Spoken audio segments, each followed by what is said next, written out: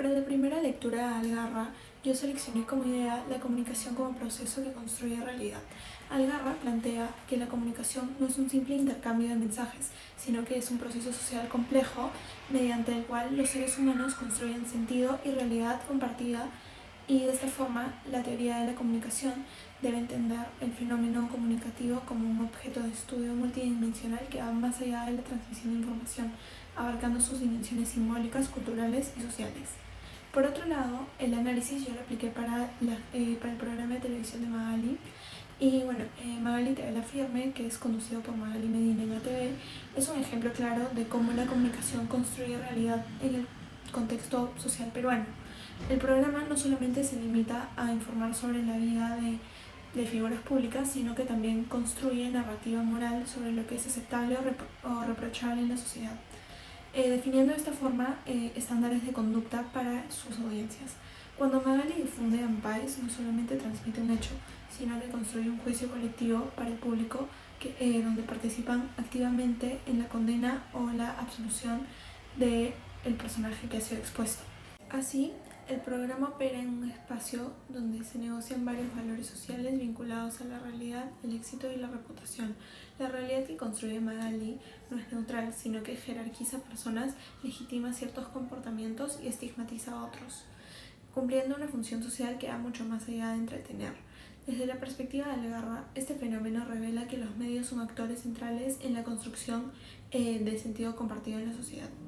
Pasando a la segunda lectura de Noel Newman, la idea que yo seleccioné fue el miedo al aislamiento como motor de la opinión pública. Noel Newman sostiene que los individuos observan constantemente el entorno social para poder detectar qué opiniones son mayoritarias o aceptadas. Esto por temor al aislamiento y el rechazo, ya que quienes perciben que su opinión es minoritaria tienden a silenciarse, mientras que sienten respaldo de otras personas expresan sus ideas con mayor fuerza. Este proceso genera una espiral en la que ciertas posturas se vuelven dominantes y no necesariamente por ser más verdaderas, sino porque son más visibles. Ahora yo voy a explicar cómo lo apliqué respecto a Magali. Bueno, Magali opera como un poderoso generador de espirales del silencio en el Perú, ya que cuando el programa expone a una figura pública, la narrativa que construye Magali tiende a presentarse como la opinión correcta o compartida por todos. Entonces, los televidentes que pudieran tener una perspectiva distinta sobre lo que ha sucedido, rara vez expresan públicamente lo que están pensando, ya que perciben que la opinión dominante del programa es la que prevalece socialmente. Un ejemplo claro ocurrió con varios futbolistas y artistas peruanos expuestos en Ampais, ya que la presión mediática generada por el programa fue tan intensa que las voces de defensoras o que contrastaban con la opinión del programa desaparecieron casi completamente del debate público. Las redes sociales en el Perú replican este mecanismo donde quienes defienden al expuesto reciben ataques masivos y terminan siendo silenciados. Así, Magali no solamente refleja la opinión pública peruana, sino que la moldea actualmente, amplificando ciertas voces y silenciando otras, tal como describe el modelo de Noel Newman. Ahora pasando a la lectura 3 de Scolari, yo elegí la idea de las hipermediaciones y la transformación de los procesos comunicativos digitales, ya que Scolari propone el concepto de hipermediaciones para describir los procesos de intercambio, producción y consumo simbólico que se desarrollan en un entorno caracterizado por múltiples sujetos, lenguajes y medios de interacción. En la era digital, la comunicación ya no es lineal ni masiva en el sentido tradicional, sino que es reticular, colaborativa y multimodal. El receptor pasivo ha dado un paso a un usuario activo que produce, comenta, comparte y transforma los contenidos. Ahora pasaremos a mi análisis aplicado a Magali. Bueno, el programa ilustra perfectamente el fenómeno de las hipermediaciones en el contexto peruano, ya que originalmente un programa televisivo de señal abierta en ATV ha expandido su presencia a YouTube, a Instagram, a TikTok o incluso Twitter, donde los clips de los Ampais y los enfrentamientos de Magali alcanzan millones de visualizaciones adicionales. Y sus seguidores ya no solamente son espectadores pasivos, sino que crean memes, suben compilaciones, debaten en comentarios y generan contenido derivado. Por ejemplo, las frases características de Magali como burraca o sus insultos más memorables se viralizan y son reinterpretadas por usuarios que no vieron el programa original. Esto muestra cómo el contenido del programa se ha transformado al circular por distintas plataformas, adquiriendo nuevos significados.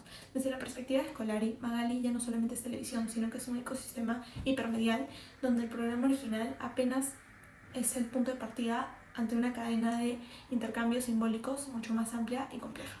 Ahora pasaremos a la idea número 4 de Jenkins. Yo seleccioné la idea de la cultura participativa y la inteligencia colectiva en la era de la convergencia. Jenkins define la convergencia mediática no como un proceso puramente tecnológico, sino que es como un cambio cultural en el que los consumidores son animados a buscar información y establecer conexiones entre contenidos dispersos en múltiples plataformas. La cultura participativa implica que los usuarios ya no son meros receptores, sino que participan activamente en la creación, la circulación y la resignificación de contenidos. La inteligencia colectiva surge cuando nadie sabe todo, pero entre todos construyen este conocimiento completo. Ahora pasaremos al análisis aplicado a Magali Firme. Magali, como ustedes sabrán, es uno de los programas peruanos que mejor encarna la cultura participativa descrita por Jenkins, ya que su audiencia no solamente se limita a ver el programa, sino que investigan, desmienten, verifican y amplían la información que ha sido difundida. Cuando el programa lanzó un umpire contra un futbolista, los fans organizados en Twitter y TikTok funcionaron como una forma de inteligencia colectiva, ya que unos aportaban contexto, otros localizaban detalles, otros comparaban versiones, etcétera, etcétera. La convergencia es evidente. El contenido de Magali circula simultáneamente por televisión, YouTube, Instagram y grupos de WhatsApp, donde cada plataforma adquiere nuevas capas de significado. Los usuarios crean hilos de debate, arman cronologías y hasta producen documentales caseros sobre los umpires que son más sonados y famosos. Este ecosistema participativo demuestra que, como señala Jenkins, la convergencia no solo ocurre en los dispositivos, sino en los cerebros y las interacciones sociales de los consumidores peruanos. Ahora, pasando a la idea número 5 de Arango, la idea que yo seleccioné fue el significado como uso en los juegos de lenguaje. En la segunda filosofía de Wittgenstein, el significado de las palabras no reside en las entidades abstractas ni en objetos del mundo, sino en el uso que hacemos de ellas dentro de las formas de vida compartidas. Los llamados juegos de lenguaje son contextos prácticos en los que el lenguaje adquiere sentido según las reglas y dinámicas propias de cada comunidad. Las palabras significan lo que hacen en el contexto de una práctica social concreta.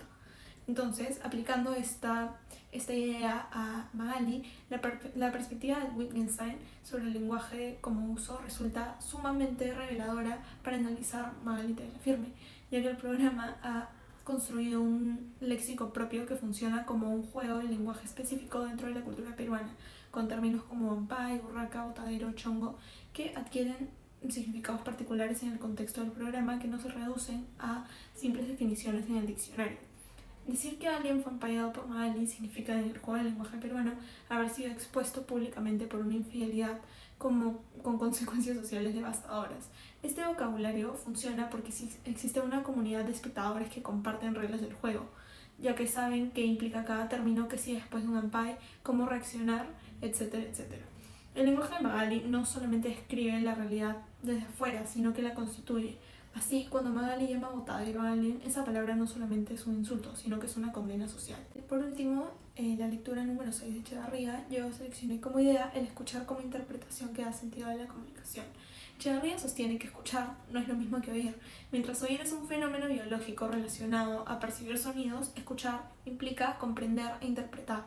El autor explica que la efectividad de la comunicación no depende únicamente de lo que una persona dice, sino principalmente de cómo el receptor interpreta ese mensaje.